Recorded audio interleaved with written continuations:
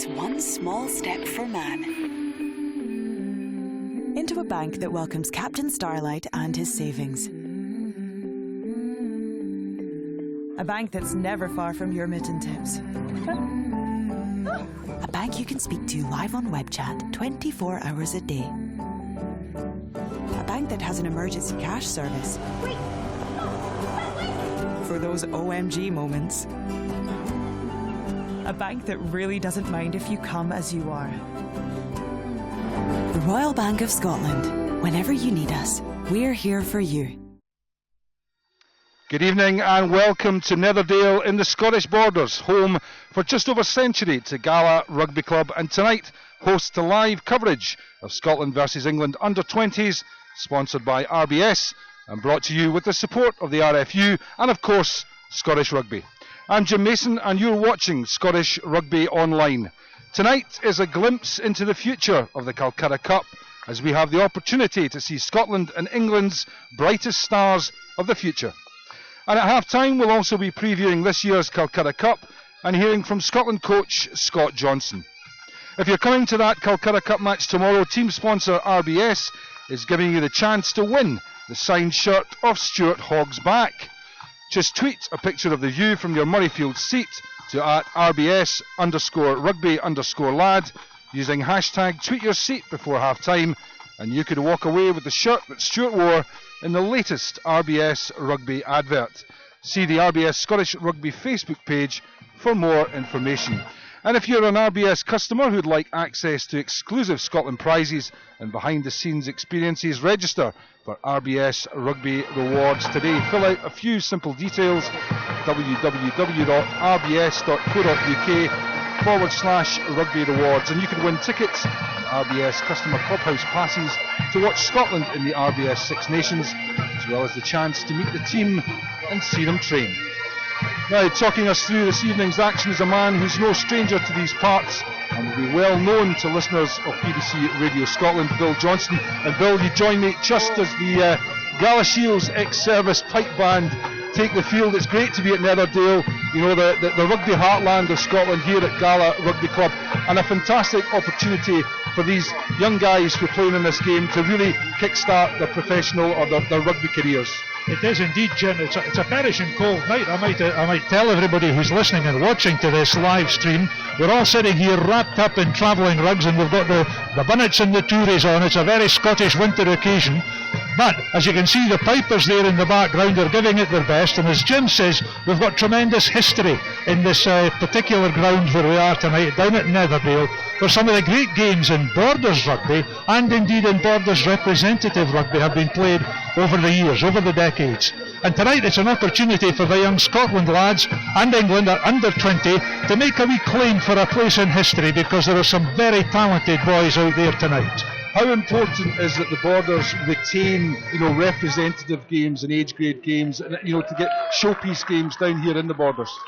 Well, on a personal level, I think it's very important indeed. There's always a challenge from other sports because, social habits for young people have changed now. It's difficult to get the numbers in the small population that we have down in this area. The Borders is an area of 100,000 population out of about 5 million Scots. The vast majority of people in Scotland like golf and they like football. So rugby always has a bit of an uphill struggle to get the numbers. It's important to keep the shop window here in the Borders to let people know that the Scottish Rugby Union has not forgotten about them.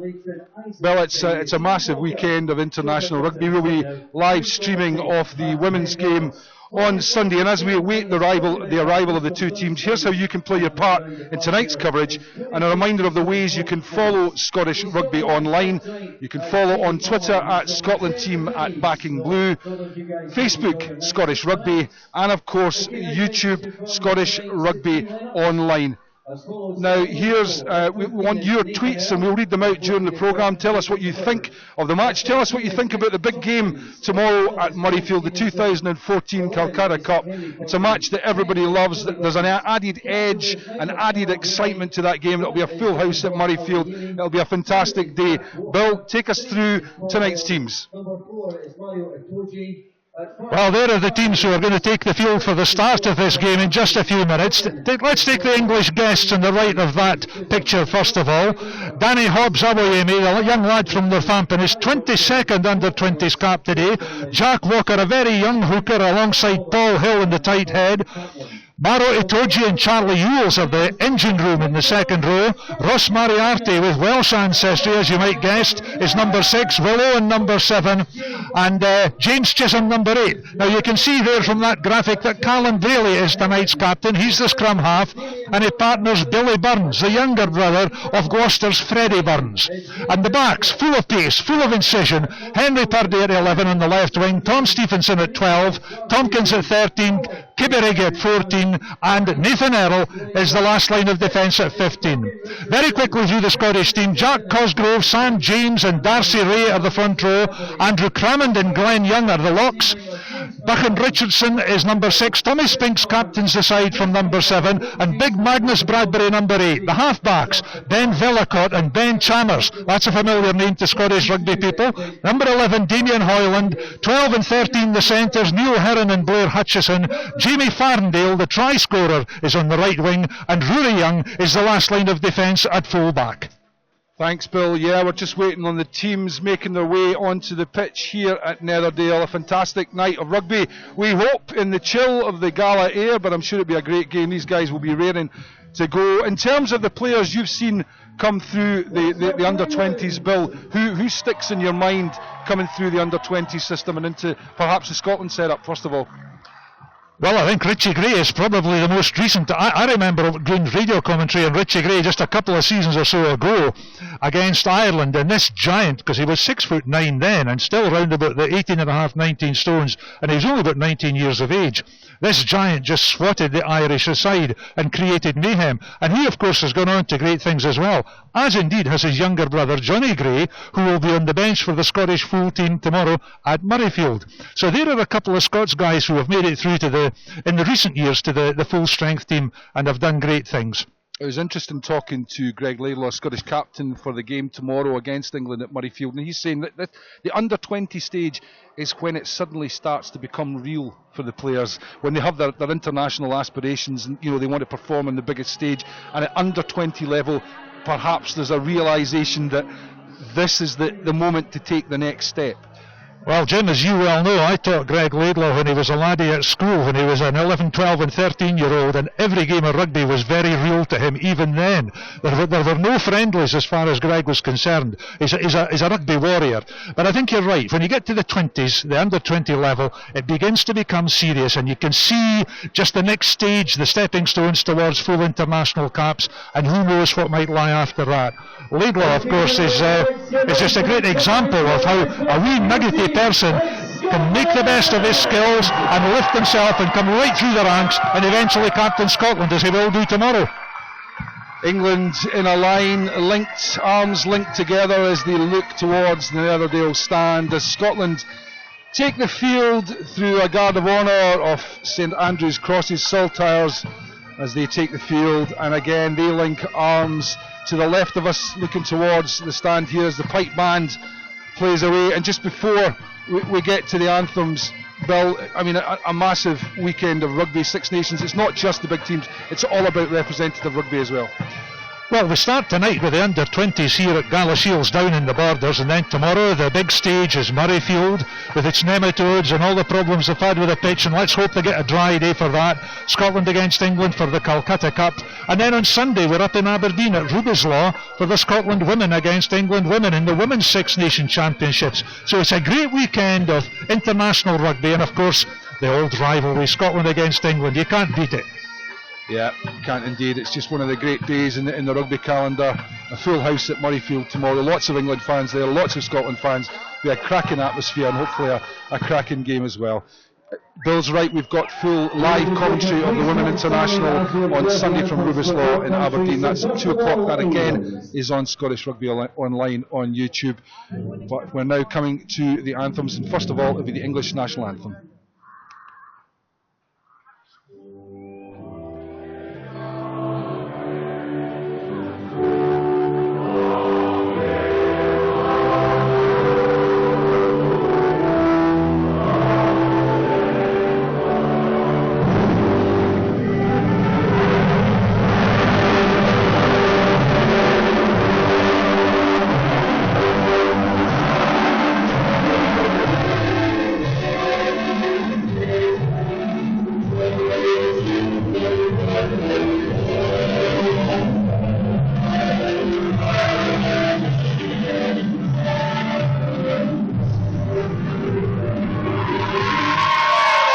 happy singing from the England team there, and the chests were puffed out ever so slightly.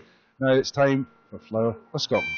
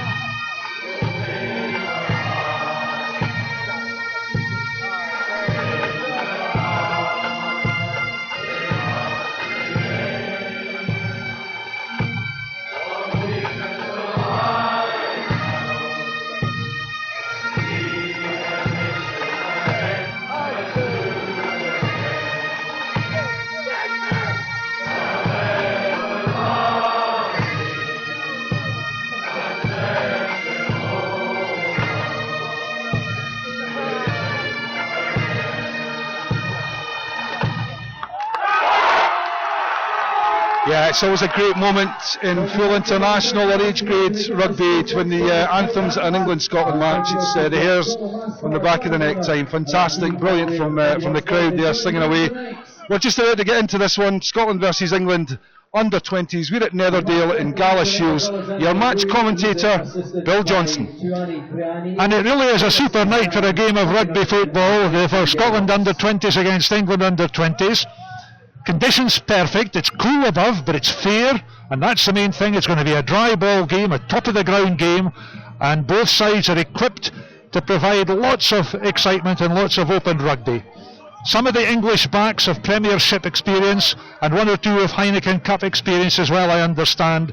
The Scots, maybe not quite that, but they've got lads who have played for Melrose in the Premiership, and there's EDP elite development players with Edinburgh Rugby. So it's going to be a very interesting evening. And right in the centre of picture there is young Sam Chalmers, son of Craig Chalmers, of course, former Scotland and British Lions standoff. And there's the dropout, which gets the game underway, and immediately caught and taken up by big Ross Moriarty.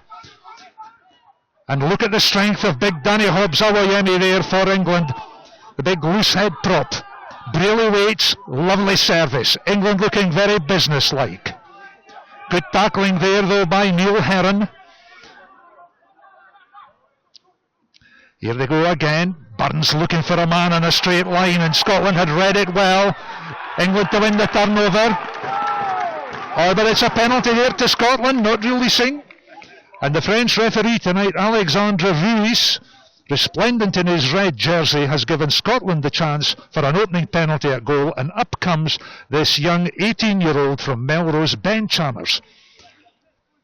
Now, perfect kicking conditions tonight. There's virtually no wind at all, just the gentlest of breezes, and the conditions underfoot are great. When the Scottish Rugby Union brought the Borders professional side to Gala Shields a number of years ago, they completely relaid this pitch, and it stands up very well to rain, and it's got undersoil heating as well, so there's no danger of frost. And there is young Chalmers. Now let's see what he can do with this first one. This would put Scotland ahead at 3-0 if he were successful. Head well down, follows through. Yes, he's got it. Flags go up. They took an age to go up, so there we are. Ben Chalmers runs runs back very happily, having put Scotland 3-0 in the lead with the opening penalty. And there you are. Just have another look at this, just from the view behind the goalposts. Certainly got the height, and they got the distance as well. 3 points, Scotland. Penalty, and the game underway again. And that would be round about a couple of minutes into the first half.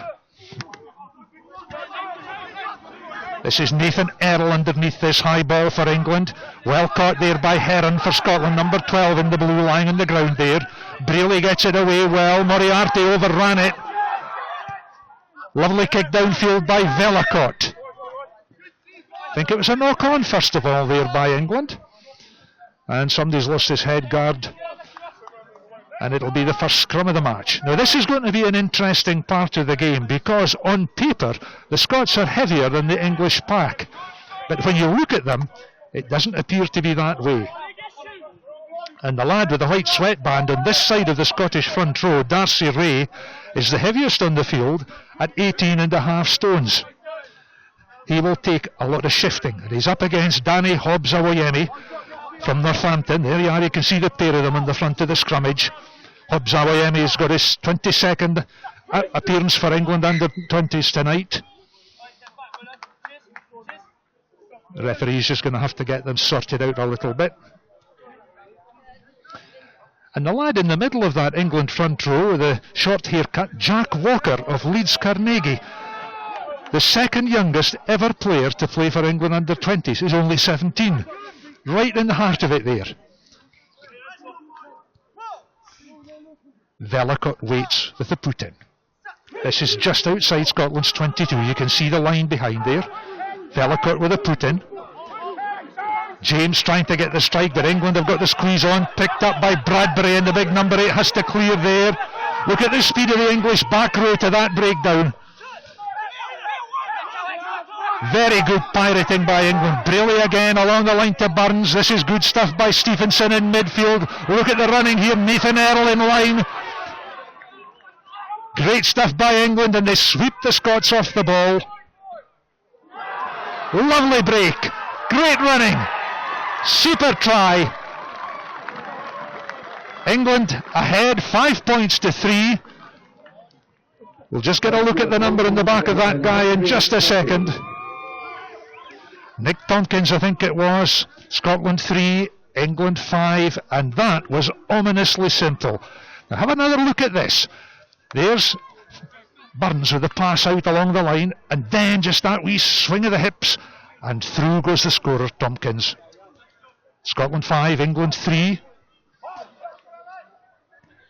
And the kick still to come.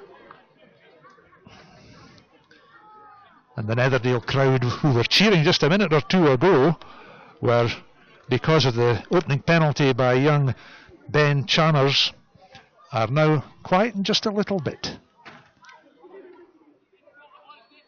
And this is Billy Burns, the 19-year-old from Gloucester, younger brother of Freddie. Going to see if he can add the conversion points.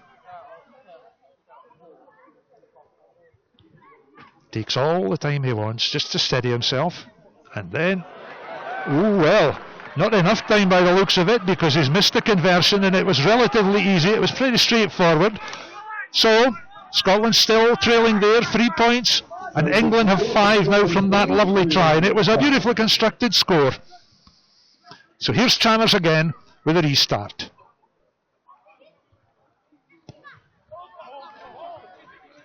Well caught there. Big laddie Chisholm gets the ball and then cleared to touch by England. This will be the first line out of the game. Scotland will have the throw in, and hooker Sam James, who's a big unit himself, at 6'3" for a hooker. Just look at the size of him. 17.5 stones. Now he needs to get the targets in this line out, and there are some big English lads there as well. An awful lot of shouting and trying to put each other off, of course.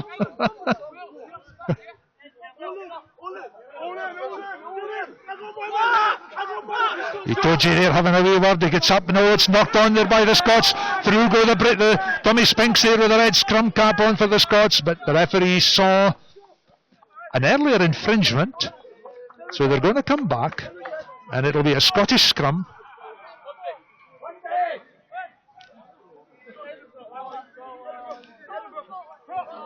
Henry Purdy in this left wing, they've got a yellow card the other week against the French, so he won't want to repeat that. But there's the scrummage, and we have the worm's eye view looking right up the tunnel.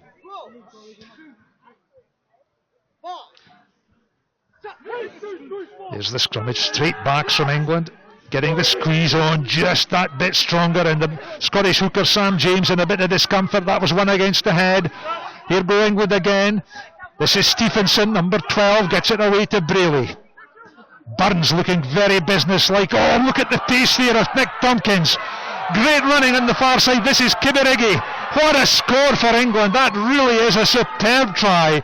Zach Kibirigi, the Newcastle flying winger, gets their second try. Scotland 3, England 10, and that was a beautiful score.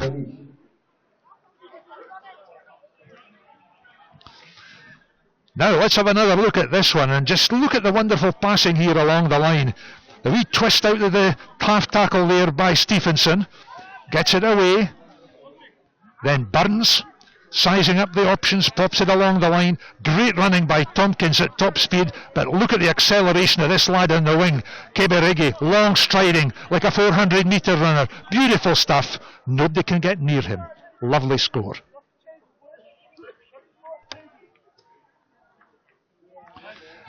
Now, with the conversion, and I think it's Billy Burns again who's got the duty this time. The Scots kind of stunned by that two quick tries there in the space of 3 minutes, one by Tompkins and that last one by Kibirigi. Here's Burns to see if he can increase the lead to 12. Burns from wide out then. That looks better. That looks good. Yes, he's got that. So Scotland 3, England 12. And this Netherdale crowd, which was roaring Scotland on enthusiastically in the opening 4 or 5 minutes, has gone just a little bit quieter, but great satisfaction in the English camp, because with some 9 minutes played, they are leading by 12 points to 3. Scotland again, struggling to get this turnover. Vellacott gets it, out it goes.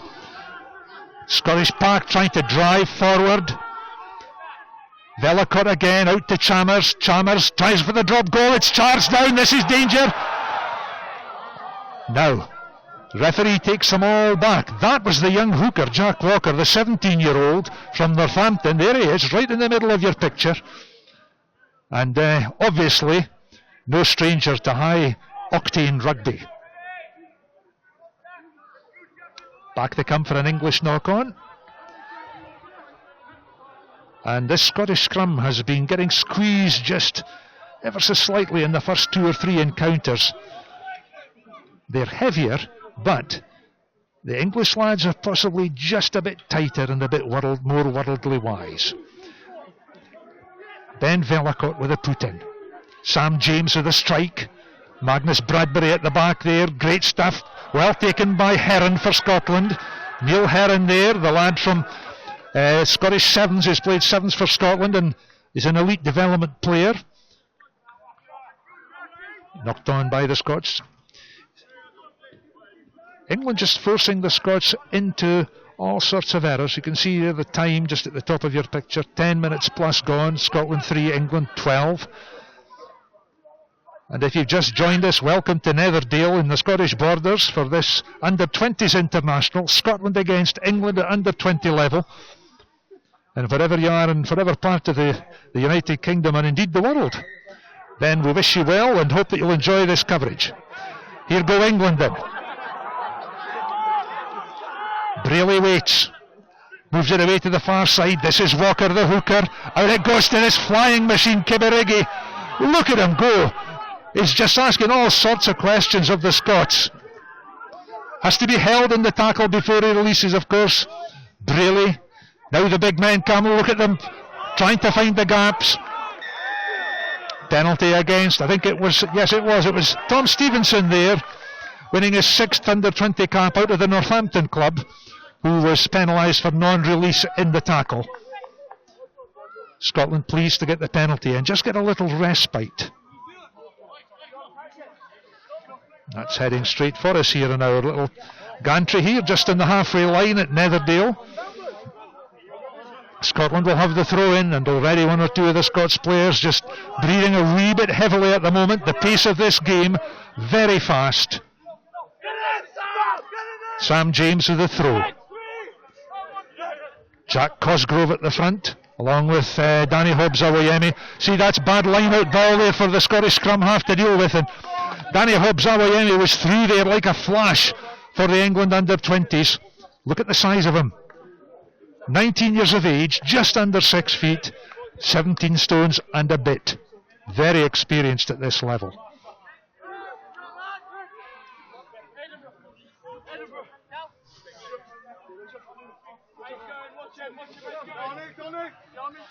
Velikot waits with a put in. He's got Chalmers out in midfield. And then Heron and Hutchison. And away in that far left wing is Damien Hoyland. We'll see him in a minute when the ball comes out. If it comes on the Scottish side, see they're under pressure already. Get it in, says the referee. I think the quicker that Ben Velikot can get the ball into the scrum, the better as far as the Scots are concerned, because they're under the caution, that set piece there.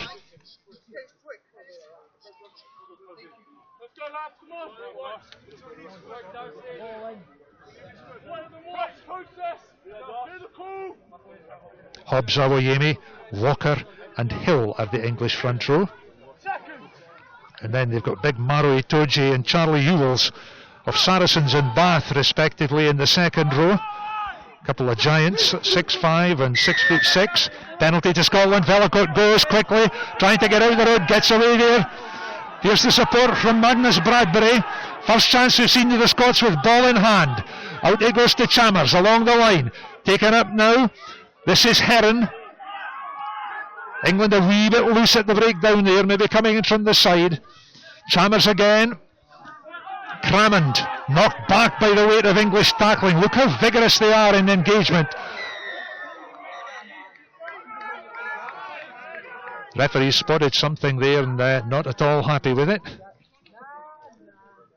And it's Callum Braley, the England captain, who's being given the words of wisdom by the referee. And obviously he wants his side to do some aspect of their play just a bit more tidily and a bit more in keeping with the laws.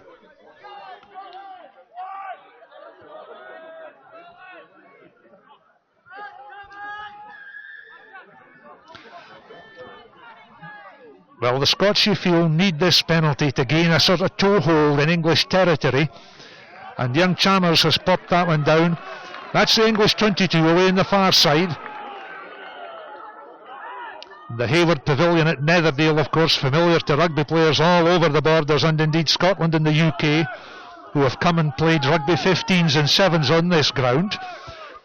Sam James about to throw in. Up go the jumpers, beautifully taken there by Buchan Richardson for Scotland.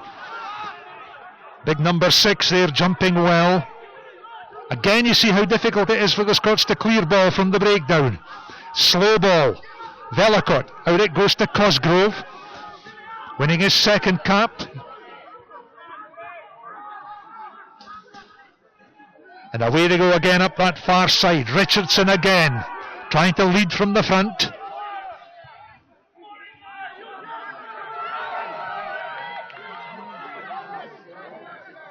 This is better. Chalmers again, opting for the kick back into the corner, looking for Hoyland on that far left wing. Not an awful lot of distance on it. And the Scottish winger, well, not able to get to it. Just the slightest little bit of dew on the ground now, because it is a pretty nippy night here north of the border. 15 minutes played. Scotland 3, England 12, as you can see. Walker to throw in. The second youngest ever England player at this level. Knocked back there by Maro Itoje, but the line-out work has been just a little bit untidy from both sides. They need to tidy it up just a little bit for their scrum halves. Velikot and Braley have been under a wee bit of pressure from some messy ball. James to throw. Scotland could do with this. Up goes Bradbury, took it well. But it wasn't straight, and maybe that's why. Just, as they say, a wee bit squint. Slightly crooked in the throw-in, and the big Scottish number 8 made the most of it. So, England have opted for the scrummage. And that'll be 15 metres in from touch. And there's Callum Braley, who captains England tonight, playing out of the Bristol team, a former England under 16s, 17s and under 18s cap, and here he is in the under 20s now, this young scrum half, hugely talented. Scrum going up and down like a seesaw. Look at it. Hobbs Awayemi having a wee struggle there as the Scots nick one against the head. That's 1-1. Away goes Bradbury up that far side. Great play by the Scottish number 8 in the pack. And it's pinched again. And this lad, Kiberigi, Zach Kiberigi from Newcastle, he's been a right thorn in Scotland's flesh. But again, the Scots managing to hold their own in that position.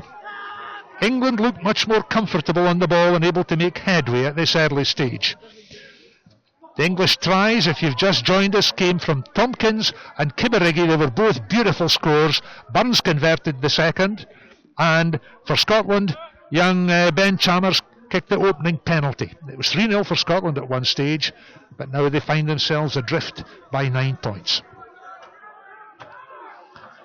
Here's this scrummaging, about 15 metres away from England's try line. Vellacourt sitting right on the top of Braley. Got the difference in size there between the two scrum halves. Picked up, and there's Vellacourt got a hold of big James Chisholm, the England number 8. Braley, back it goes. Burns is lying deep, finds a good touch.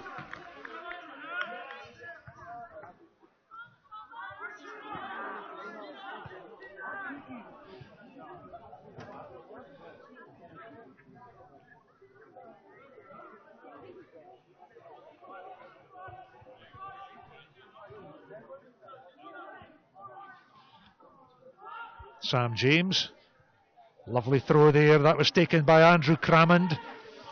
Round comes Itoje as the ball came out on the Scots side. There's a real scrap for possession here. There go the big lads. That's Glenn Young there. Plays his rugby at Newcastle now, formerly out of the Jed Forest Club. Not so many miles away from here. Taken up by Darcy Ray. Power of the English tackling stops the Scots forward in his tracks though. And then you see how slow the ball is to come back. So England doing very well in that department. Here's Vellacourt. Again, you see how hard it is for the Scots forwards. The on-rushing defence by England. This is Spinks. Buchan Richardson rather, up this side. Making a wee sortie. Scrum half waits. Chalmers takes it well. Long pass out it goes to Neil Heron. Heron can't get away though. Absolutely wrapped up there by the England players. Chalmers with a very fast pass out to Bradbury. Bradbury caught and held by Awayemi, who was across there. Big loose head forward across in the middle of the field. Of course, that's what you get nowadays in modern rugby. Again, England's rush defence, pressurising Scotland into all sorts of hurried decisions. Hoyland with a kick ahead. Kiberigi, the try scorer. Infield. Here's big Nathan Errol. Watch this lad go. He can run as well. Braley. And Burns takes it beautifully. Well charged down there by Spinks. By Richardson rather. And away go England again. Burns. This could be a try here. Tompkins goes. Tompkins is away. Another great score, a counter-attacking score by England. It's their third try and it's the second for young Nick Tompkins. It's Scotland 3, England 17 now. And, well, it came from a bit of Scottish pressure, but we'll see that in just a minute. Let's have another look at that one because it's lovely passing eventually, which put Tompkins in the clear. And despite Hoyland's tackle, Tompkins still has the gas and the power. And there's the touchdown. Now then,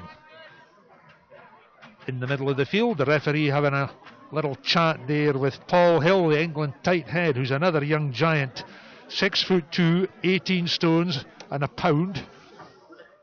Is he a senior internationalist in the making? I wonder. Big lad, plays his rugby at Leeds Carnegie at the moment. And then attention swings round to Billy Burns, who's going to take this conversion attempt.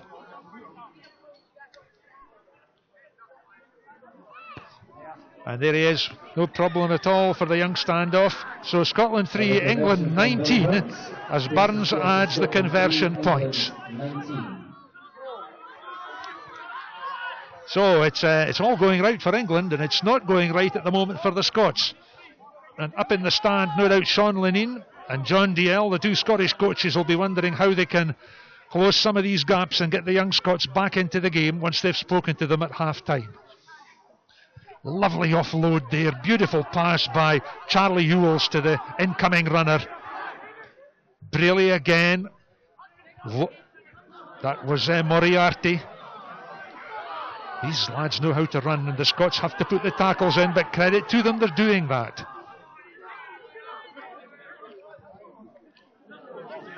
Great take by, I think it was Moriarty again. Son of Paul Moriarty, who used to play his rugby for Wales, of course. There's the charge down. Spinks goes. Spinks with half a chance. Back they go again. Nathan Errol has to cover for England. Errol gets the touch. Back they go for the 22. Half a chance there for Tommy Spinks with a charge down in the chase.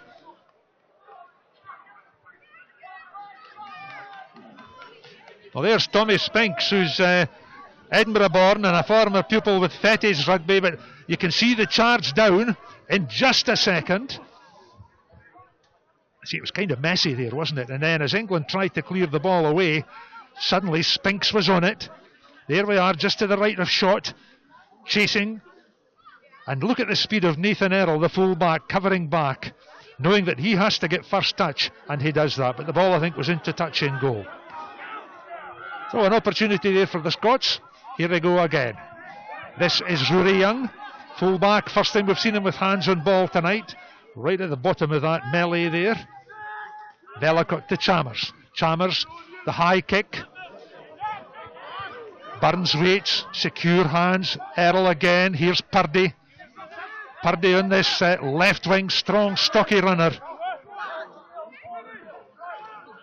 Lovely leading out by Will Owen. And then an interception by the Scots. Here go the Scots again. This is Richardson. Wee opportunities there on interceptions for Scotland. And Chalmers again, putting them further downfield. Hoyland chases. Braley has to cover. Hoyland's got a hold of him. Now, who can win this one? More Englishmen there than there are Scots at the moment. Walker at the back of that ruck there gets the ball away. Here go England again. Paul Hill, tight head prop, but there's the pick up and away they go again. This is Spinks, the Scots bring forward and captain, leading by example. Bellicott, Heron, Chalmers, Bradbury's there, Bradbury for the line. Half a metre short, the big fella. There's a tremendous pile up short of the line. Who can get it here? Bellicott tried to go, they're just a half a metre short. The referee indicates the try. Let's see who gets up with the ball, and we'll get the scorer. Delight in the Scottish camp, and it's Ben Chalmers who gets the score there. So Scotland 8.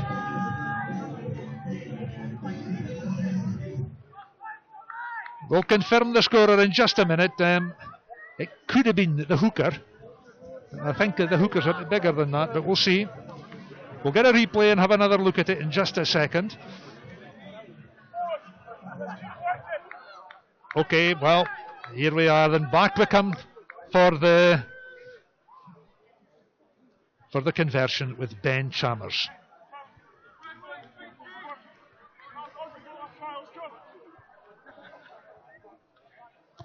Chalmers in from wide out. Well, it's got direction. Oh, just outside the left hand upright. So there's the scoreline. Scotland 8, England 19. And we'll confirm that scorer in just a minute. Jim Mason, who's alongside me, is doing all the clerical work. And he'll be able to give us an update on that.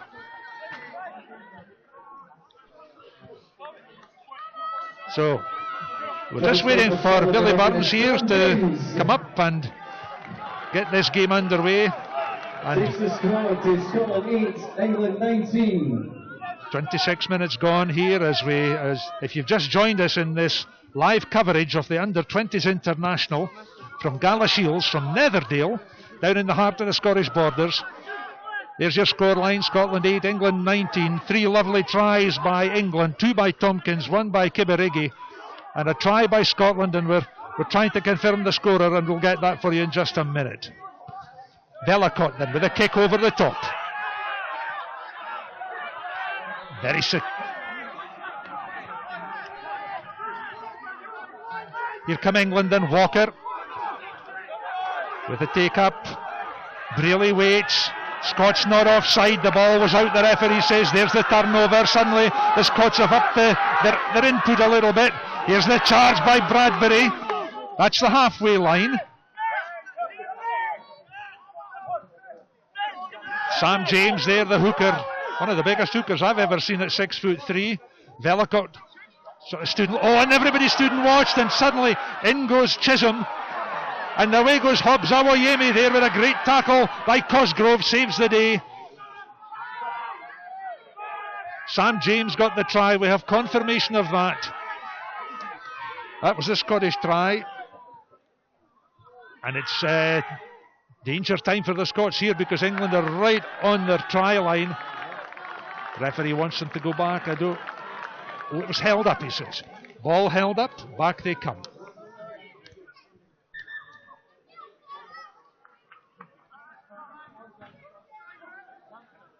So the Scots have to watch because every time they get down into English territory, England seems somehow or other to be able to make a turnover and get the ball back upfield. And a wee pause here for an injury to one of the Scots. Let's see who that is in just a minute. Some big lads in that England side there. That's Paul Hill with a sweatband on, standing facing us, and Walker to our left of him. Hobbs Awoyemi, and then the big lad, James Chisholm, the number 8 from the Harlequins club, number 8 in his back. And number 7 there, we haven't seen much of him, but I haven't mentioned him rather, but Will Owen has been very noticeable in one or two bits of leading out and continuity work. So they're all doing their bit for the cause. And the Scot, who was down on the deck and injured, finally manages to get up on his feet. It's Darcy Ray, who's the biggest man in the field in terms of poundage at 18 stones 9 pounds. And the Scots won't want to lose him because their scrum has creaked as it is.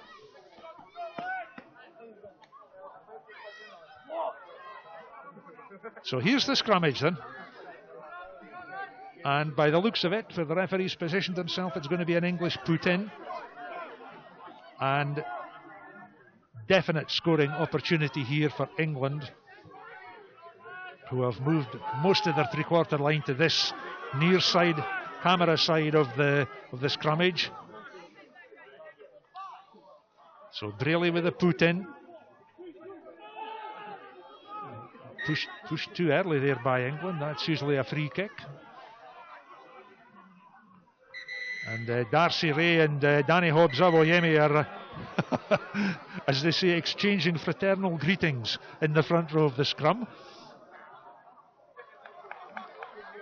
See the steam rising. It's quite a cold night here in the Scottish borders, and for those of you who are watching and wherever in warmer climes, well, just enjoy the heat wherever you are. We're all well wrapped up here tonight, but having said that, it's perfect for rugby. Good night. The players aren't cold, and that's the main thing. So the referee just calms them down. All these young lads, of course, desperate to make a name for themselves in all aspects of play.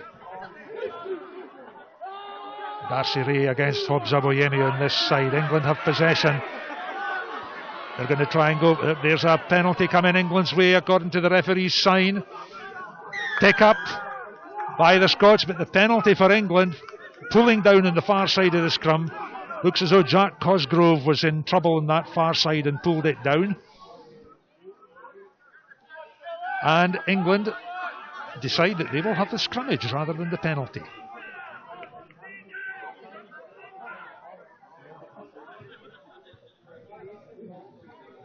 You can see it was just a complete and utter mess, and as Tommy Spinks picked the ball up for Scotland, the referee had already indicated it was a penalty to England. Scottish second row, two big tall lads there, Andrew Crammond from Aberdeen and Glenn Young playing for his rugby with Newcastle now. Crammond at 6'5" and Young at 6'7", a couple of young giants. That's what you need to play rugby in the second row these days. Here's the scrummage. England have got a bit of a nudge on. It's at the feet of Chisholm there, the number 8. He's controlling it well. There's the pick up to Braley. Burns looking for Tompkins, who's such a strong runner, very elusive. Nick Tompkins. Then it comes out again. Moriarty. Scotland having to do all the tackling. Braley getting almost an armchair ride from his forwards, who are very combative at the breakdown. There's the lay back again. Chance on this side. Pick up and go by Purdy. Left winger for England. Here they come again. Richardson trying to get out the road. Intense pressure by England. Here it comes. Burns, a wee juke, a wee sidestep off the right foot, but well caught there by the Scottish cover. Buck and Richardson did well there. Tompkins brought down in midfield by Hutchison. Crowd appealing to the referee for something, yes. And you can always rest assured that in the Borders, if the crowd disagree with the referee, they'll let them know all about it. They're not slow. And there's a good crowd on that far terracing there who had a very good close-up view of the incident that happened there. I think it was non-release after the tackle. Ben Chalmers eases Scotland out of the immediate danger area and back upfield towards their 10-metre line.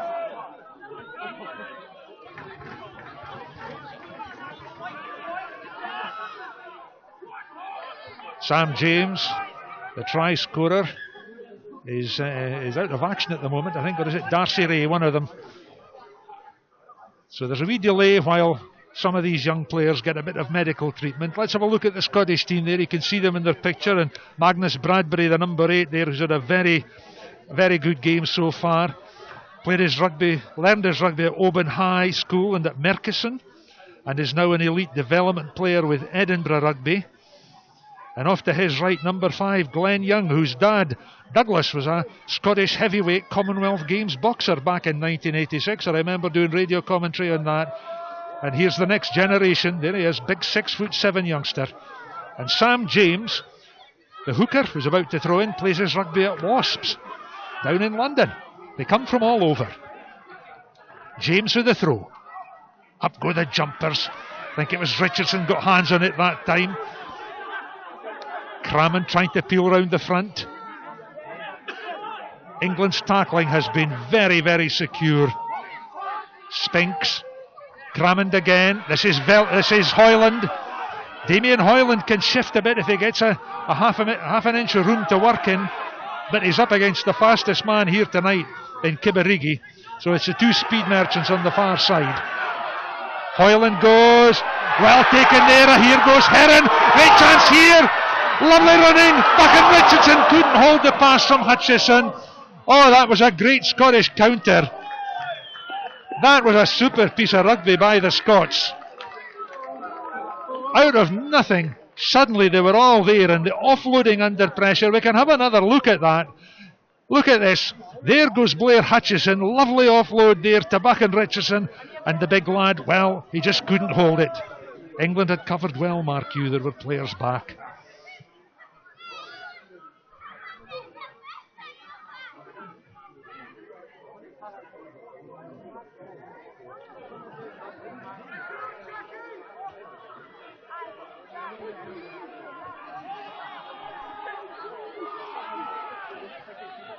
Just about 4 and a bit minutes to go to half time. Here are England breaking away again. They've got speed throughout their 3/4 line and their backs. Braley, Burns, here they come. This is Tompkins. Oh, he's a strong laddie, this. He is so strong. This is Stevenson, actually. He's another one who's built like a middleweight boxer. Braley again.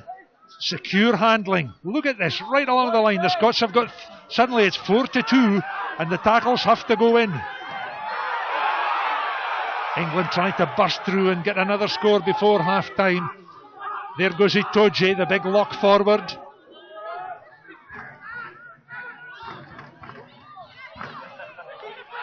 Tompkins, he's got 2 tries already, looking for a hat trick. Then the pick and the drive by the Park. Braley will move it. Oh, and that was a chance there for Nathan Earl, but I think the Scots were offside earlier on. And the referee got a call from one of his assistant referees on the touchline, and indicating that it's a penalty to England. We hope all you folks who are watching at this moment in time, there's about 2,500 hits on this stream at the moment. I hope you're all enjoying the coverage, coming to you live from Netherdale, Galashiels in the Scottish Borders. There's the scoreline at the top of your picture. Scotland 8, England 19, and we're just minutes away from half time.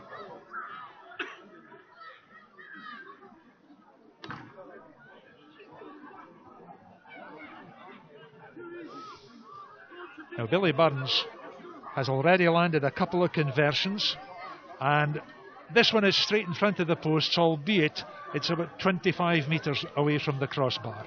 There you are, you can see the 22 metres line. This young lad is so comfortable on the ball. Lovely hands, good balance, and a good goal kicker as well by the looks of it. That's his third successful kick, so Burns with a penalty. Penalty score for England. And that takes it to Scotland 8, England 22. England 22. Here's the penalty goal again. The view behind the crossbar. And Billy Burns, you can see, high and handsome with that kick, no problem whatsoever. And back with a live action. Walker the hooker picks up this young lad, only 17, but my goodness, you wouldn't think so. Full of energy, full of oomph. And here's another one, full of running. That's Paul Hill, the tight head prop. Burns, the orchestrator. Rory Young, the fullback for Scotland. Or this is, yes, Rory Young. And he's caught in a wee bit of trouble, and the Scots have to get back and help him. And they've done that very well. That's the Scots 10 metres line they're on.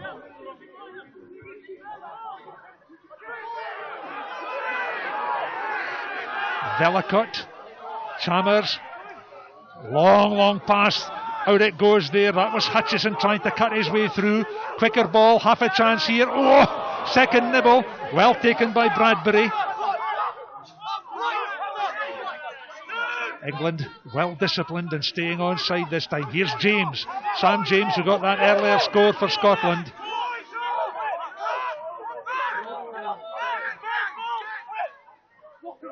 Chalmers, long ball outfield to Heron. Oh, and that was set up there. That was a poor pass there. The tackler coming in on the Scotsman. Buck and Richardson got ball and man. England just hurl themselves into this breakdown situation, and the Scots are having to work desperately hard to stem the flow, and they've done well to get the turnover. Vellacott back to Chalmers, lying deep. Good stuff by the young Melrose scrum half, but they're all going to have to come back because the referee has spied an earlier error, an earlier infringement, and I think it's going to be a scrum with a Scottish put in. Just into the last seconds before half time then.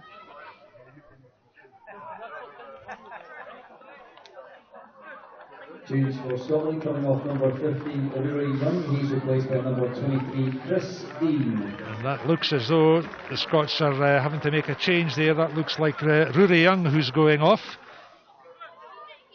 And it'll be, I think, Ben Cooper or Chris Dean who comes on in his place. We'll see in just a minute.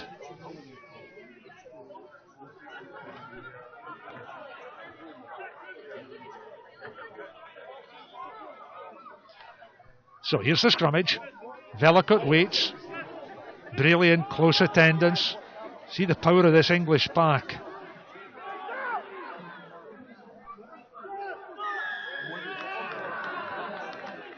Penalty to Scotland.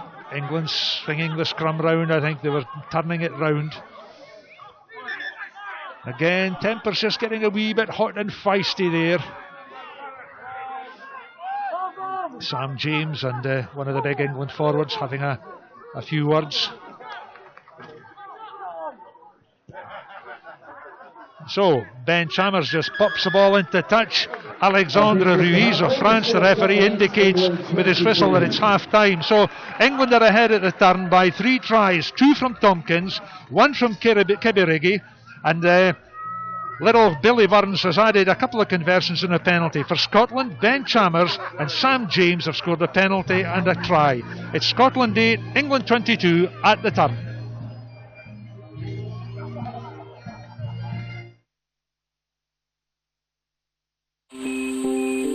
It's one small step for man into a bank that welcomes Captain Starlight and his savings. A bank that's never far from your mitten tips. A bank you can speak to live on web chat 24 hours a day. A bank that has an emergency cash service. For those OMG moments. A bank that really doesn't mind if you come as you are. The Royal Bank of Scotland. Whenever you need us, we're here for you. Yeah, our thanks to Bill Johnston for that first half commentary. I'm delighted to say that we're now joined by the chairman of the RBS and, of course, the Six Nations, Bill Beaumont. Bill, first of all, I heard you at the Six Nations launch at the Hurlingham Club 3 weeks ago, and you said this is just the most exciting time of the year. It's the greatest rugby championship in the world. Absolutely. It's I think it's out over 100 years of tradition, and England come up to Scotland, and it's just one of those great sort of sporty occasions. And I think it's the rivalry, that we unite together under the British and Irish Lions, and then we do battle 4 months later, and it's a fantastic tournament. And it's not just the main teams this time of year. It's all about age grade. It's all about representative. It's all about the women's international, which will be in Aberdeen. It's just a feast of rugby. It is, and it has increased every year, because probably the under-20s have been going 10, 15 years now. There used to be a lot more 18 games, but these have taken over from the 18s. And the women fantastic. The women's game now. Can I ask you, I know you were obviously a fantastic player, but you also did your first stint at commentary as well, or at least co-com. What are your favourite Calcutta Cup memories as a player, and then perhaps as a spectator? I think as a player would be fortunate to be part of a team that won a Grand Slam. We won it at Murrayfield in 1980, so that's obviously probably top for me. But I think the first Calcutta Cup game I played, 76, we got beaten, and that was at Murrayfield. And as a spectator, no, without a doubt, 1990. I think 1990 was... You're just saying that now. No, I'm not. No, it was a great sporting occasion, and in my opinion, I thought England were a better team, but they were beaten on the day by a team that was more committed, and just the atmosphere of two teams going for the Grand Slam in the last game. We know it's the oldest fixture in international rugby, and you know there's a perception that the rivalry is greater. As a player, how does that manifest itself? Well, for me, it's always my favourite game, because I played a lot of club rugby at places like this, at Gala. You know, the team I played for, Fylde, we would have had regular fixtures at Gala, Hoyt, Langham, West of Scotland, Edinburgh Wanderers, Heriots then, and I probably knew the Scottish players better than any other country. So great pals of mine, Andy Irvine and Jim Rennick and the late Gordon Brown. Then it was good times, and for me it was the game that you wanted to win, because there are a lot of Scots that live in England, you know. We're in a professional era, but when you still talk to the players now, you know, they still, I think, recognise that there's an added edge to this game. Oh, without a doubt, that it is the game that everybody wants to be involved in. It's the game. It's the oldest fixture, and it's the oldest rivalry, really, isn't it? England, Scotland, anything, tiddlywinks, soccer, rugby, you know, there's just a little bit extra about it. In terms of your role as the chairman of the Six Nations, what do you see as the future for this tournament? Because it's got such a distinguished past, and it's something that, you know, fans wait for all year until this, you know, the end of January. You know, you're going to get a feast of rugby coming up. So what's the future for the Six Nations? Well, I think the future is very rosy. I think the viewing figures England-France last week. Over 8 million people watching the game. That is unbelievable for a sporting occasion. And for the first round of the championship, there will be similar figures tomorrow. 5 o'clock kick-off. You know, the old enemy doing battle. You know, and I think that what we have to do is preserve what we've got. That's the first thing. Don't meddle with it. You know, it sits in the calendar. It sits in February and March. And it's something that, you know, tradition, we are just sort of running a tournament now and I'll be involved for whatever length of time it is. But I want to pass it on in a better place than it was that I got. And that'll be very difficult, because when I inherited the role of chairman, it was still, and it is, a fantastic tournament. Okay, we've got you here, we've got you captive. Your thoughts on the game tomorrow? Disappointment for England last week in the Stade de France. They were competitive for the whole game, just edged out by France, and disappointment for Scotland also, so both teams looking to put that behind them. What do you expect tomorrow at Murrayfield? I expect a tough game. I don't think it'll be a free-flowing encounter. I think conditions, and I think the weather forecast is not brilliant. I think that'll have a bearing on the game. I think you got two teams that will want to play rugby. They want to move the ball. I've been here as an England player when we've been red-hot favourites, and we've been turned over. And I know that England are the bookies' favourites tomorrow, but I know the players are you know, that they know how hard it'll be. Yeah, we were lucky to win here 2 years ago. Bill, thanks for joining us. Great to hear from you, and we hope it's a great game tomorrow. Yep, we do indeed. Thanks very much. Thank you. Well, our thanks to RBS and the RFU, and of course Scottish Rugby, for their support in making tonight's coverage happen. And remember, if you're coming to the Calcutta Cup match tomorrow, team sponsor RBS is giving you the chance to win the signed shirt off Stuart Hogg's back. Just tweet a picture of the view from your Murrayfield seat to @RBS_rugby_lad using hashtag tweet your seat before half time, and you can walk away with the shirt that Stuart wore in the latest RBS Rugby advert. See the RBS Scottish Rugby Facebook page for more information. And if you're an RBS customer who would like access to exclusive Scotland prizes and behind the scenes experiences, register for RBS Rugby Rewards today. Fill out a few simple details at www.rbs.co.uk/rugby rewards, and you could win tickets and RBS customer clubhouse passes to watch Scotland in the RBS Six Nations, as well as the chance to meet the team and see them train. Now, the big game, Scotland versus England at Murrayfield, the 2014 Calcutta Cup, is, of course, tomorrow, and I caught up with Scotland coach Scott Johnson earlier in the week. They are powerful, there's no doubt, but they've had an edge to their side too. I think they've got fluency in their backs that they're, you know, and I think they're trying to take a team a different way. They'll be assertive, they'll be aggressive. They probably consider themselves very unlucky over the weekend, so to be disappointed, because they put the effort and did show great resolve to come back into that contest after a probably poor and slow start. So I think they showed plenty of will and expansive play. I think the pitch being what it is, the weather's being what it is, I think it's going to be a tough old day. They'll come at us, and we accept that. But we're going to make this a ground day. The ball's got to be on the ground for us, and we accept that it's not always brute force that wins these games. So I think both sides will understand what's required to win this game. I think they'll come heavy. We know that. But if they get that part right, they've got the skills to hurt us. So we need to get out. Yeah, Scott Johnson talking ahead of that match tomorrow afternoon at Murrayfield Stadium in Edinburgh. This match, of course, is one of three clashes between Scotland and England happening over the course of this weekend. That's under-20s game we're at tonight, the main game tomorrow. And Scotland and England's women will be in action on Sunday at Rubislaw in Aberdeen. And Scottish Rugby Online will be there to bring you live coverage of that one. Now, match commentator Bill Johnson has rejoined me after Bill Beaumont has been warming his seat for the last 5 minutes. Bill, your take on that, as did England just coming back out for the start of the second half, your take in that first half, Bill? England laced with pace, very fast, powerful in the set piece, particularly the scrum. They have runners all over. You can see the forwards have pace, you can see the backs have Kibirigi in the faraway right wing. We'll see him on this side. Our side this time is just is a real sprinter. But the Scots have stuck to the task very well, and we have to remember that a lot of these English lads are playing Premiership rugby. Some have played Heineken Cup rugby. Now, none of the Scots boys have done that. So there's a difference in the level that they have reached so far, and they've done extremely well. It's Scotland 8, England 22 at the moment. And, you know, that's probably a fair reflection.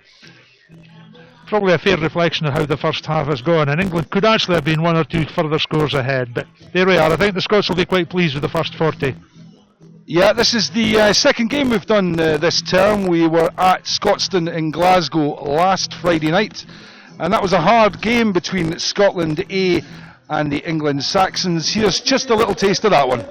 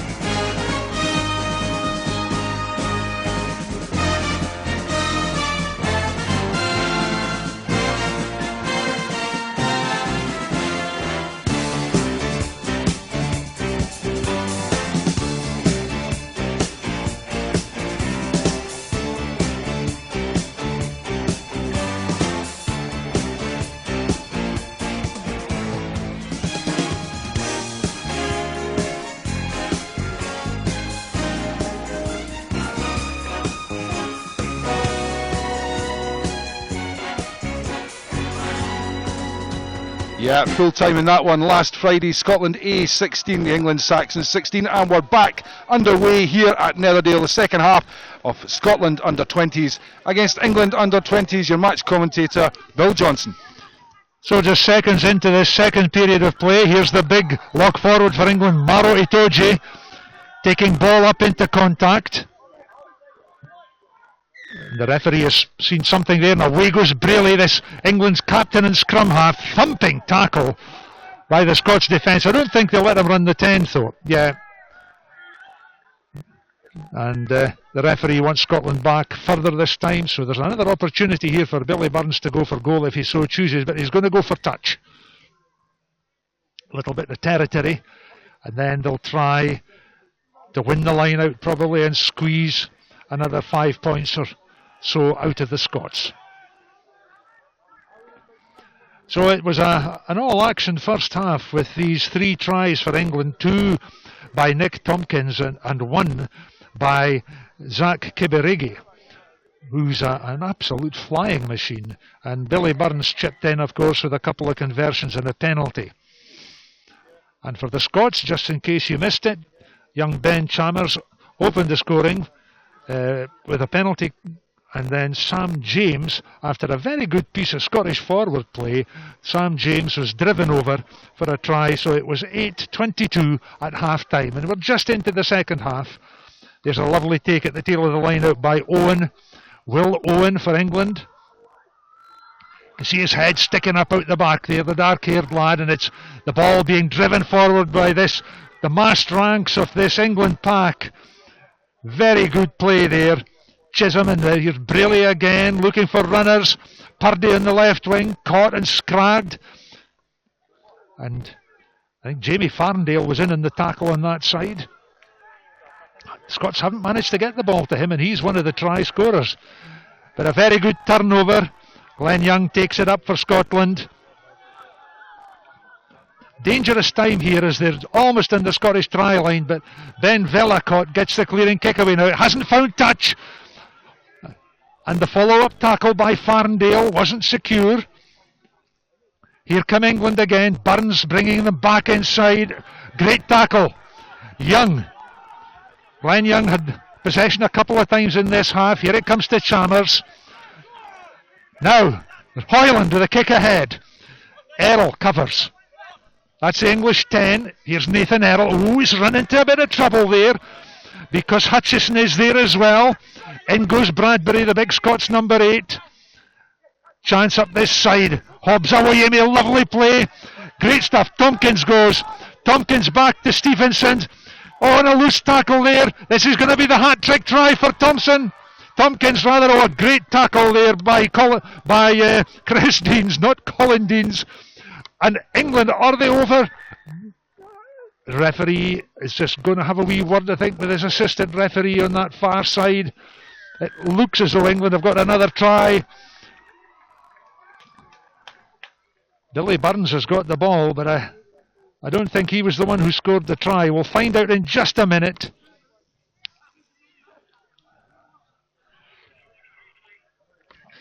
Let's have another wee look and see if we can spot how this try arose. There is Nick Tompkins, ball in hand, heading for the try line. Great tackle by Chris Dean.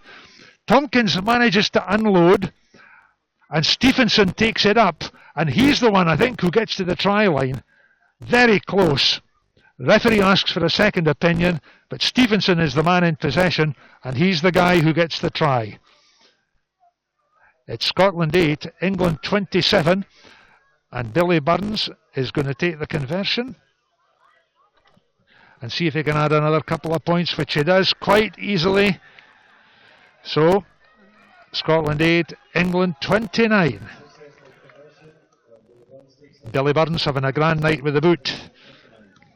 And that is now 3 conversions and a penalty for him. That's 11 points. What am I saying? 9 points, I beg your pardon. Trying to do the mathematics. Just 4.5 minutes in the second half played. And the Scots get the game underway. Up goes the big jumper there. That's Charlie Ewells. The big Bath second row forward. Here come England again. Pick and drive. Mauling Scotland. Gaining yards through that tactic. Walker was in the line. Here go these fast moving backs again, but a quick pick up. Chance for a transfer. Great play by the Scots. The counter attack. Can they get clean ball? Knock on somewhere along the line, and the Scots get the put into the scrummage. So the Scots are kind of living off scraps at the moment, and it's England who have begun to build their game for the second 40 minutes. Now this is where we see a lot of changes as big Danny Hobbs Awoyemi goes off, and on comes Alex Lundberg.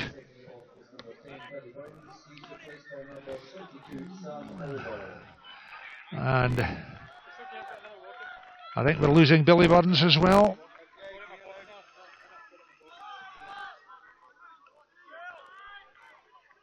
Yeah, Billy Burns has left the field, and we have another standoff. I think it's Sam Olver, whose father, John Olver, of course, used to hook for the Harlequins in years gone by. So, Scotland have ball from the scrummage. Chalmers.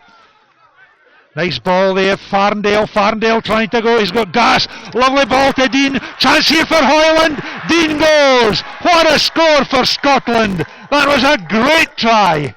Well deserving 5 points. Great score there for Chris Dean. It's Scotland 13, England 29, but that was a try to lift the spirits. Now we can look at that one a second time in just a second. There's the scrummage. Here's the ball. Comes out along this three-quarter line. It's Farndale's injection of pace. This long pass, and then Farndale. Big enough, fast enough, and strong enough to get half through. There's the offload to Dean. He had Hoyland outside him. You can see Hoyland there. But Dean, who's played a lot of seven-a-side rugby for Scotland as well, he had enough savvy and ball sense to get to the try line. Now, this is Ben Cooper with the conversion attempt. And Cooper with a wee stab, and over it goes. So, some new faces in the Scottish lineup, and some points coming Scotland's way. Scotland 15, England 29.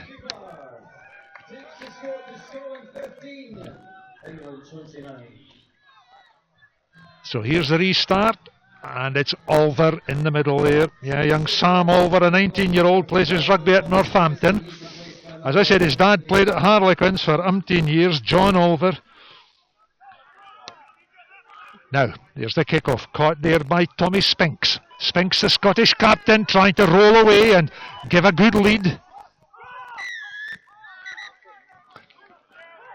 I think there's possibly a yellow card coming up here for Ross Moriarty. So we'll see what the referee, it's away off to just off to the left of camera a little bit. Cooper there has the ball, he's going to take the penalty, but the referee's having a word with Moriarty, and I think it's quite a severe word, judging by the body language there. Henry Purdy, the English winger. Long kick to touch. Cold night here in the Borders. We're all sitting well wrapped up with the travelling rugs round us and spectators in the stands. They've got their anoraks and their touries on. But down in the field, where Sam James is about to throw into this line out, you don't need any warming up. They're warm enough. And now Ross Moriarty is being subbed. He's being taken off the field. And England will bring on probably Joel Conlon, I think it is.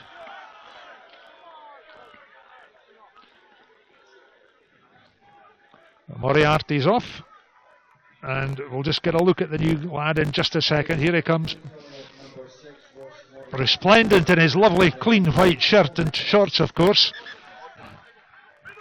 The game goes on. James with the throw, Young with the take. Great ball for Scotland. Nice stuff there. That was Murdo McAndrew there, who's come on as scrum half. So there's 3 Scots, new half-backs and a centre.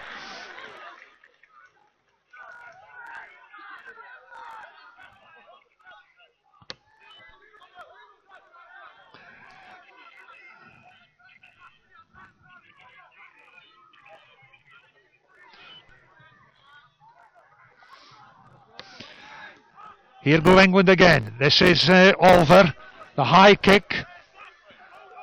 Underneath it. Here they come again.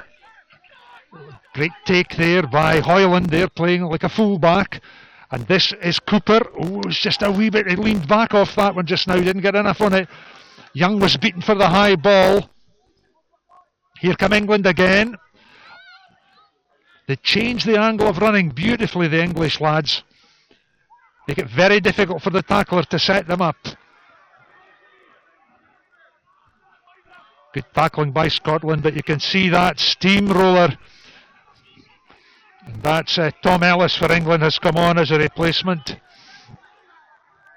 for Ross Moriarty. Lundberg goes. Look at him, strong and chunky and stocky and powerful. England replacement prop, Braley. And again, the Scots having to do the tackling and hoping to make England spill possession. There goes Owen. He's a very useful back row forward, that lad from Leicester, Will Owen. Olver again, head up and having a look chance here. Oh, it's another try for Kibberiggy. Try for England. That was a kind of soft one in all truth. It's Scotland 15, England 34, and that's Kibberiggy's second try.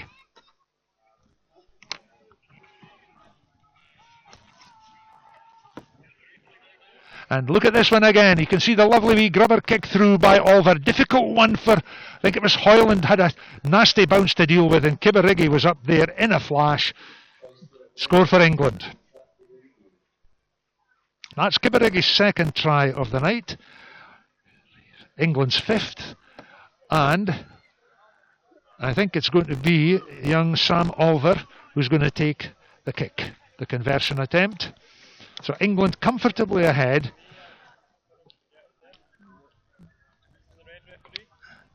And it's nice conditions for kicking, of course. It's firm underfoot, cool but fair overhead.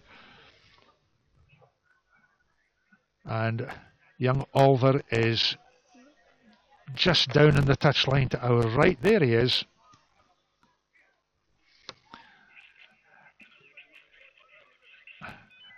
And this is a kick of about 35 metres. Here he goes. We have a very good view. He's got a very good boot. That's a lovely kick. 2 more points. Scotland 15, England 36. Oliver with the conversion points. So we're about 13 minutes into the second half now, 13 minutes plus, and that was try number 5 for England. There's the pickup by Big Ellis. Braley again, leading out well. The England scrum half and captain's had a very good game. Really does. He generates impetus, but he's a very astute head. Knows when to feed, knows when to have a go himself. Here's Oliver again. Bradbury with a catch. He's got Hoyland beside him. Hoyland can run, but he's decided to kick. Oliver is back covering.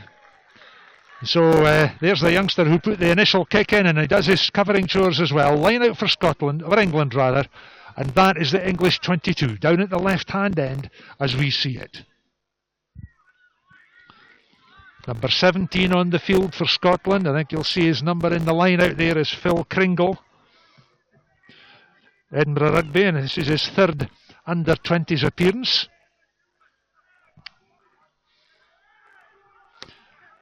Sam Picker is on for Scotland as well on this left wing, wearing number 20. So there's been a lot of changes in the team lineups at half-time and in the short period after. England well ahead at 36 points to 15. Scotland trying to get some possession, but it's very difficult for them. Crammond tried to get the tackle in on the far side winger. Purdy goes, oh, a chance here. England streaming away again. Thumping tackle by Hoyland. And that, I think, was that Oliver up that far side? Difficult to see at this distance. England take every opportunity that comes their way. Good hands, good speed in the ball. Maybe they could use a wee bit more heads-up rugby at times, but good side. In fact, I think it was actually Nick Tompkins who had that line there.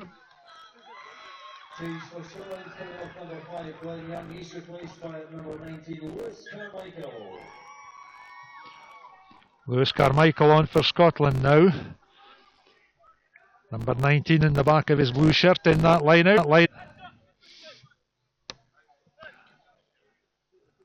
So this is young Ben Cooper, the young lad from Boroughmuir.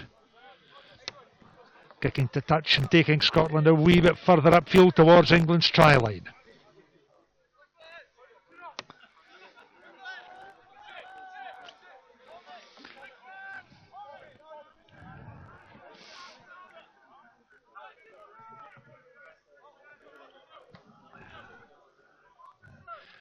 Scotland throw in Sam James. This big 6'3", 17.5 stone hooker really is a big unit, but the ball was overthrown there. Missed the jumper completely. Charlie Ewells took it. England breakaway again. Will Owens. Braley to Oliver. Oliver with a neat little step.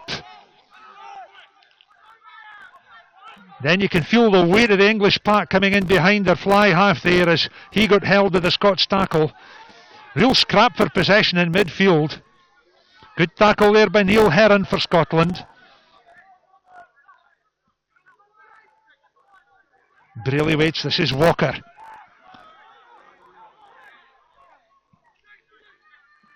Oliver with a deft offload inside. Scotland being shunted back. They really have to work very, very hard to win breakdown ball. Oliver again. Caught by Spinks.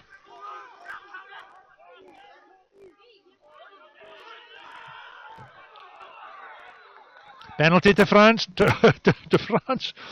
I'm way ahead of myself. Penalty to England. It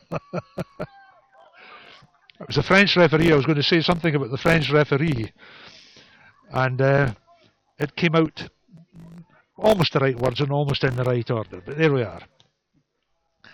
Oliver then to touch.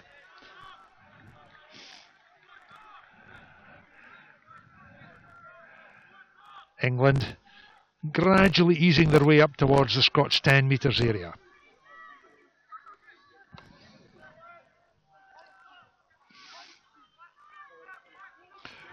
So it's Murdo McAndrew at scrum half for Scotland. You can just see him standing there.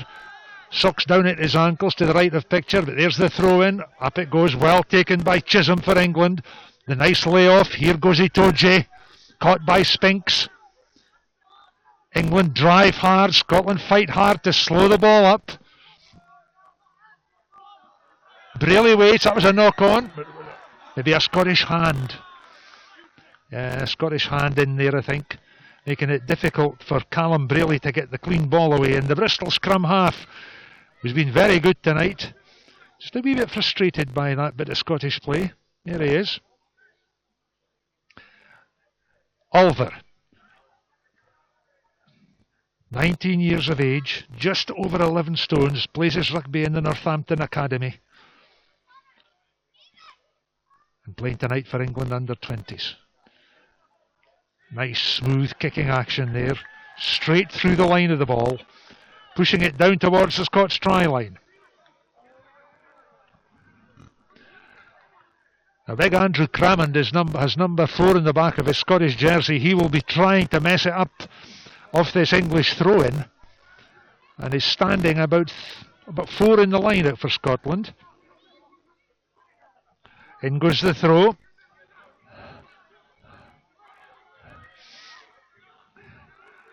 Tremendous drive by the English pack. Huge drive. Scotland have done very well to slow them up, but I think somebody over in the corner. Indeed they are.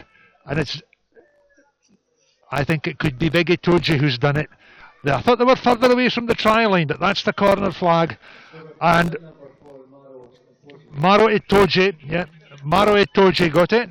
And just to confirm, there's the replay. Look at the power of that drive. And there's Itoje right at the back of that England maul with the ball tucked under his right arm. Over he goes for the try. Another try number 6 for England. Scotland 15, England 41. Itoje gets the try. And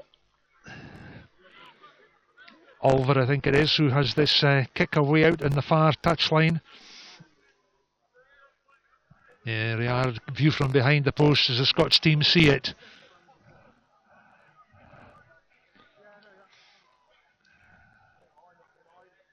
Here it comes, good kick.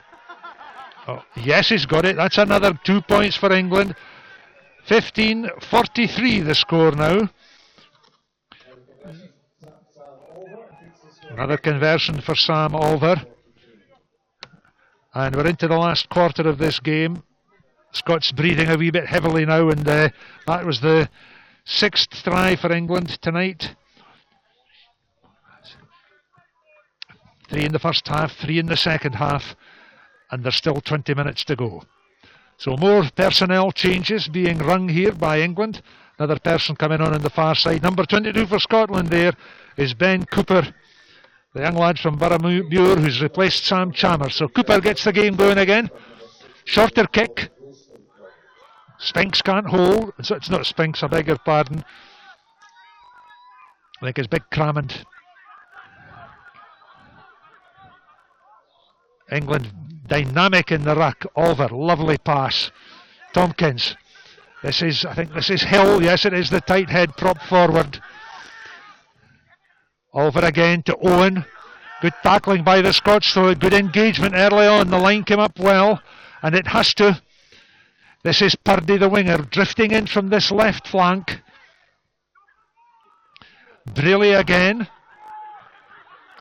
Advantage being played to Scotland.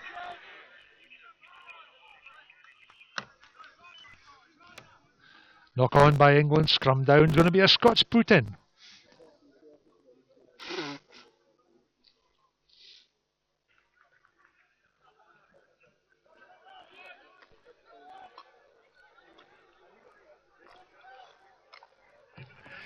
You see, they get them all ages here at Netherdale. All the youngsters, the wee ball boys who have come along tonight to help out from the Gala Mini Maroons and Gala Red Triangle. Just helping out a wee bit to make it an occasion for these players. McAndrew, I beg your pardon, Murdo McAndrew. Now he plays his rugby at Clermont Auvergne. And here he is in Scottish colours. Don't get a much more Scottish name than Murdo McAndrew. Nice dummy there. That was Chris Dean. Dean goes through. Full of confidence, Chris Dean. Hoyland plays scrum half out. It comes along the line to Cooper. This is Spinks. Spinks knocked over there by Purdy, who was up very quickly. Too quickly, the referee says. They were offside. Let's see what they're going to do. Ben Cooper has the ball this time. And he's going to go for touch. Easing Scotland down towards our left and towards the England try line. There you are. You can see the touch judge on that left-hand touch line there. James will throw, and his jumpers now are Lewis Carmichael, number 19, and Big Andrew Crammond, number 4. And Tommy Spinks, who's been captain, has done a bit of jumping as well tonight. Now here's another personnel change because Jack Cosgrove, who's done a good shift for Scotland, is leaving the field. He's going to be replaced. This is James Malcolm, I think, who's come on. Two changes for England. First of all, office number 7, Will Owen. He's replaced by number 20, Joe Coleman. And second office, number 9. More changes as England ring the changes now. Let's get a look at their numbers. Number 21, who's Stuart Townsend from Exeter. I think he's a scrum half.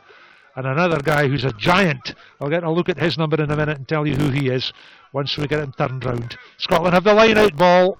No, they don't. Well, I thought they had, and then just some little mishap there by England. Referee's penalised them again. French referee, Mr. Ruiz. What do they want to do this time? They're thinking about taking a running penalty, a short penalty. Here goes Scotland.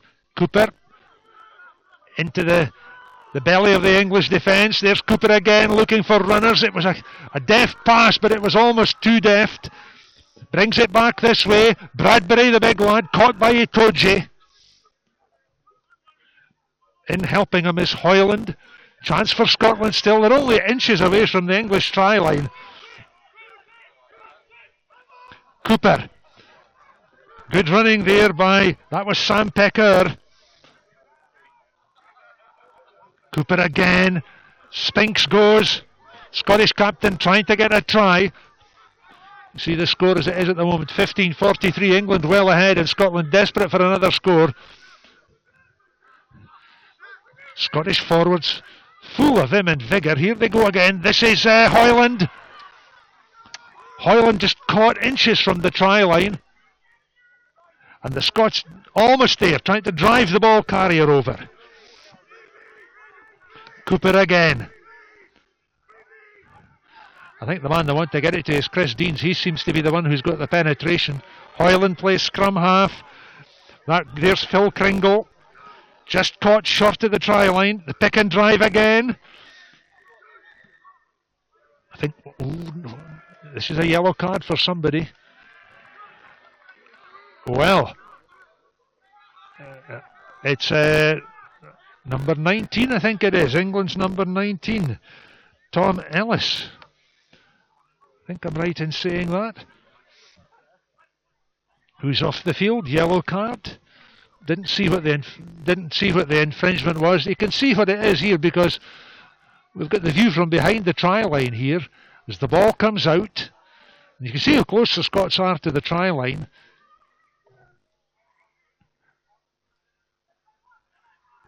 England players coming in. Itoje is there.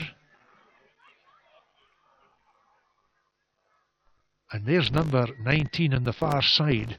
But I must be quite honest, I didn't see him do anything wrong. So, goodness knows what it was. The referee or the touch judge saw something. And I think it's number 19 who has been sent off. Howard Packman is on for England. Number 23 away in the far wing. Up go the Scots, taken by Crammond. Good line-out work there by the Scots. That drill worked well. Spinks has the ball.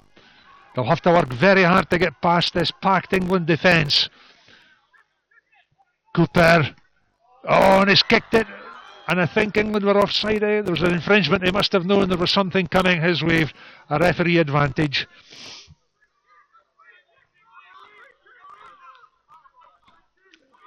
Free kick to Scotland. Here they are again. Let's see.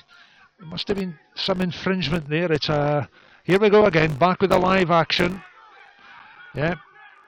And the Scots still pressing. Murdo McAndrew almost through. Spinks tries to go. Was there an accidental offside? Yeah. The ball carrier banging into one of his own players there. And an accidental offside is not a penalty, but it is a scrum, and England get the put into the scrum, and they should lift the siege off their try line with this scrummage.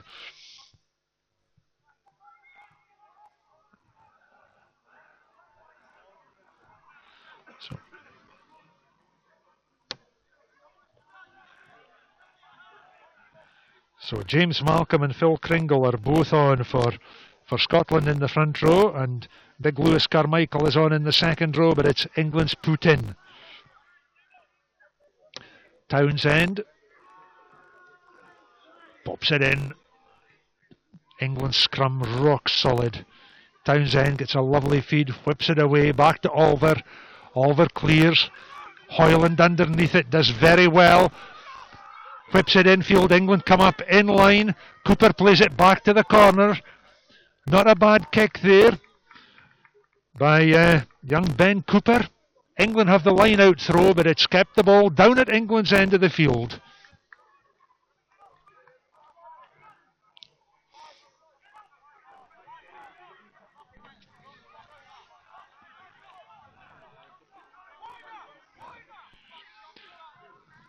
Tom Wostencroft is the lad who's going to throw in for England. Replacement hooker. There he goes, up with the jumpers, beautifully taken. One of the great skills in rugby is the two-handed, taking the line out. Well fed out, Scotland, and Cooper was under intense pressure there from Nick Tompkins, and away go England. Look at this. This is lovely running, but a fabulous tackle there, and that was Chris Dean who put the tackle in. Great running there, out of defence by England. I think it was Howard Packman on the far side. But Chris Dean really got a shift on.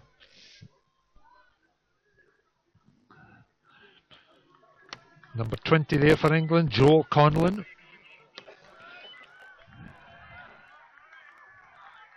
Substitution for England coming off number 3, Paul Hill. He's replaced by number 18, Harry Rudkin.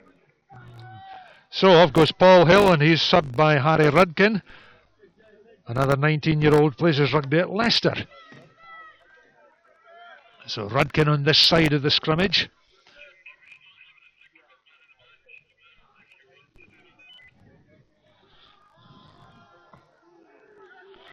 Scotland have got the scrum ball, but they're having a job to clear it. Bradbury does well. Brought down there by Townsend. Out it comes to Cooper along the line. Farndale to Hoyland. Here's Pecker in the swing. Sam Pecker doing very well. Caught by two Englishmen. Gets the ball back over the top, and I think that's going to be all right. It'll bounce in play.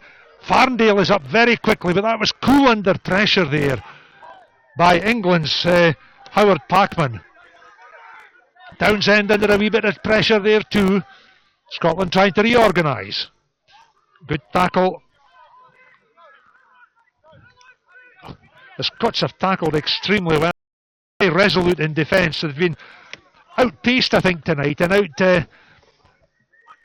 scrummed, but apart from that, they've played some very good rugby. Here comes Scotland again from another turnover ball. The weight of England's tackle just knocking them back.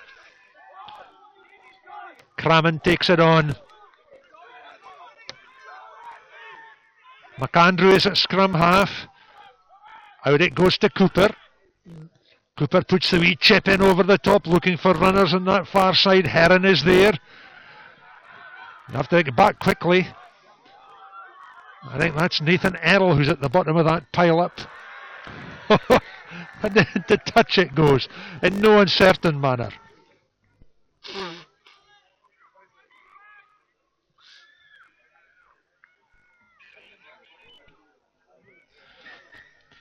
And here you are, you can have another wee look at that, just see exactly what happened. There was a great roar from the crowd as one of the players got bundled in over the touchline. Just 6.5 minutes to go then to full time. England comfortably ahead, but the Scots looking for another try. Scotland have scored tries through James, the hooker, and Deans. England have scored 6 tries in this game. A couple by Tompkins, one by Kiberigi, one by Stephenson, 2 by Kiberigi, one by Stephenson, and one by Itoje. And Burns and Olver have added penalties and conversions.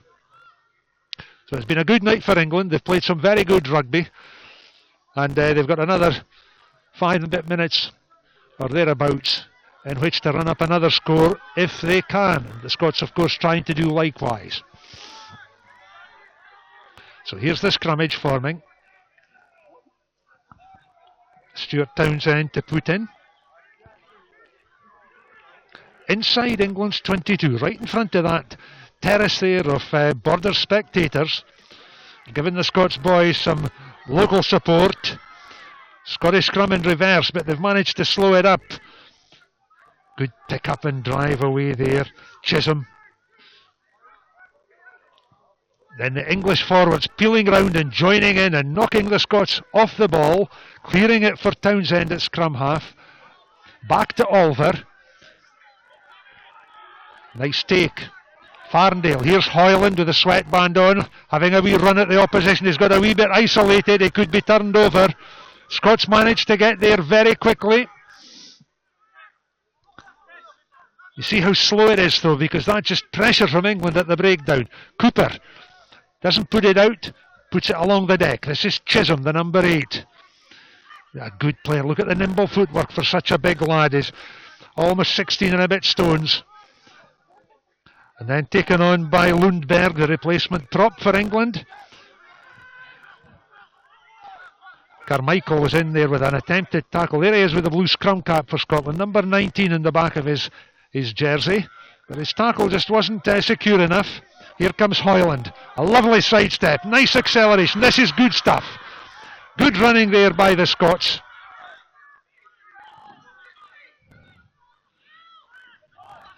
Slowish ball again. Cooper. Nice ball there. Oh, thumping tackle on Pecker. He really went down like a tree there.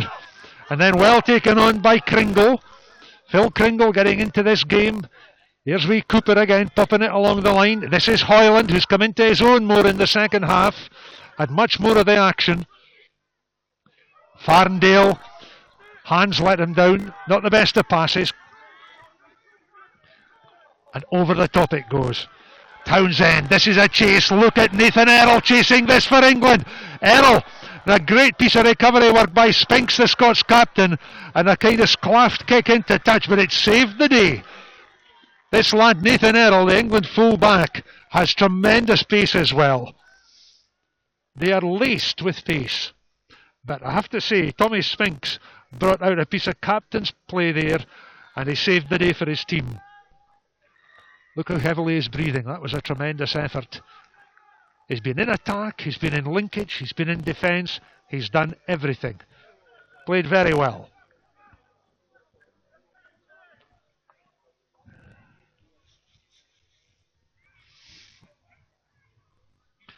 So just a wee pause while hooker Sam James, I think, leaves the field on the far side. He got a knock earlier on, and he's done very well to stick it out to this late stage in the match.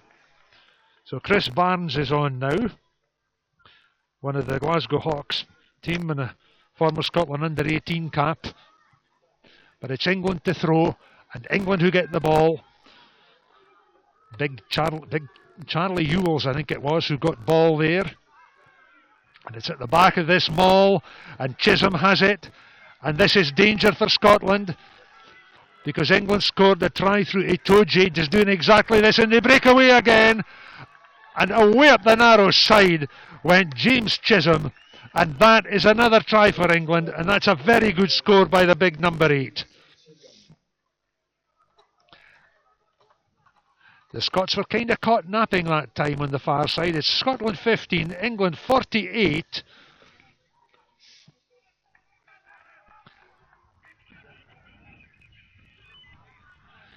And there's big James Chisholm walking back, and he'll be delighted with that effort. That is try number 7 tonight for England.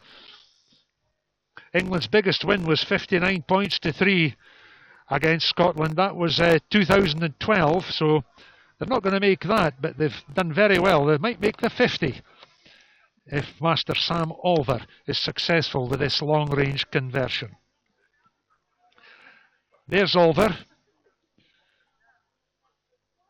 Pretty dry underfoot tonight. Nice firm turf. Taking his time. Kick of about 35 metres, angled. There we are, we'll be able to follow the ball this time. Olver then right footed. Oh, he's pulled it. He's pulled it away to the right hand side. So, almost at full time, and try number 7 for England takes them to Scotland 15, England 48. So in the end, this has been a convincing performance by England, but time for another try for the Scots if they can get up there to the far end of the field. England full of running. Look at this handoff there by Tom Ellis. The big Bath lock forward. Townsend moves it out along the line. Over a lovely deft pass in field. Beautiful stuff there. Charlie Ewells. Pace is this Packman on the far side. Oh, and just beaten by the bounce there. And there's the referee's whistle indicating full time. By 7 tries to 2, England have beaten Scotland here at Netherdale in this under-20s international. The final scoreline, Scotland 15, England 48.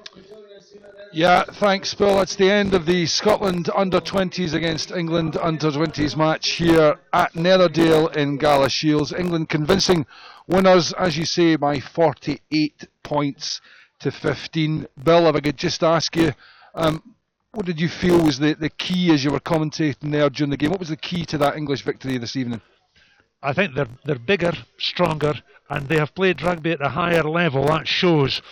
They're just a bit quicker, but they're big and strong, and they're all very comfortable on the ball. And the Scots at times were just put under intense pressure by England. The three-quarter line was under pressure most of the match. Having said that, there were spells where Scotland did very well. They had lots of pressure in the second half, quite a bit of pressure. They just couldn't turn it into points. Yep, my thanks to Bill Johnson for his commentary this evening. My thanks also to the chairman of the RFU and the Six Nations, Bill Beaumont, for his contribution at half-time. Our thanks to RBS and the RFU, and of course Scottish Rugby, for their support here at Netherdale. As we say it in Gala Shields, it's finished Scotland A 15, England A 48. Scottish Rugby's Online's live streaming continues this weekend on Sunday, when Bill will be hosting coverage of Scotland versus England women from Aberdeen, from Rubislaw in Aberdeen. We'll hope you'll join us for that. That's a 2 o'clock kickoff on Sunday afternoon. In the meantime, this has been a Quipu TV production for Scottish Rugby Online. Thank you for joining us. From me, Jim Mason, it's a very good night.